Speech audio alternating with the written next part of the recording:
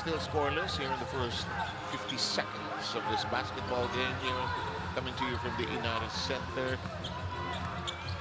on RP TV. Here's Nambata. Rebound taken away by Chu. Maganda mga numbers ng number 1 pick na si Gio Chu na yan. He's averaging a double-double. In the meantime, big drive to the side. No chance for a release. Bravo fires a 3, dribbles it in. 38%. He's 6 of 14. Here's our Pugoy, inspired with a new contract, of course, and turnaround shot is in the bag. Yung mga tinapon mo lang. Sabi ni Pugoy, dinribble ko na, atakin ko na, and he's got Much better. 8. Here's Galinato, who's in the game already. Will he shoot against Chu? He has no awareness. He's blocked! That's nice. Si Ager, yun din siguro iniisip ni Henry. Galinato, pero palpal siya that time.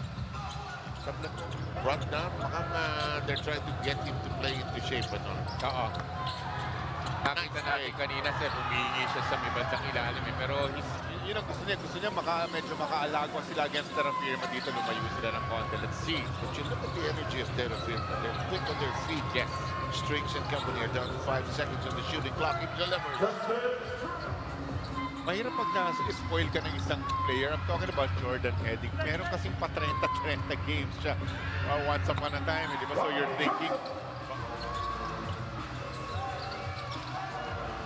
Robu trying to follow Nambata. Aurin launches, gets it to bind that triple. pasok po ng TNT. Low scoring opening quarter, 11-9 tally. Stored, drive to the basket. Aurin gathers, heading. Starts the attack. Pugoy thought about it, drives, instead will score. Very probably 7 points pa on a bonus made free throw. 6. Let's see how far they go. A minute and 52 remaining. Here's Pugoy, always a defensive dilemma, but here's Paraiso driving hard against 2 defenders. He has nowhere to go. Wami cracks up a 3. Nagkagulo-gulo na yung fast break play nila, pero somehow Brent Paraiso getting that to Wami Tiongso. Tiongso with a big 3-pointer. Counter by Aurin on the other end. It's a 3 as well. There's no Calvin Oftana. Somebody has to get hot. Ang daming scorers yan, supposedly.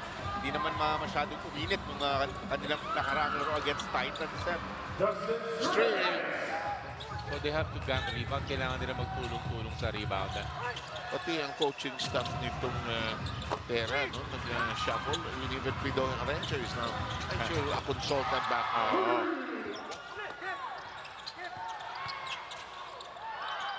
Got it, Perez.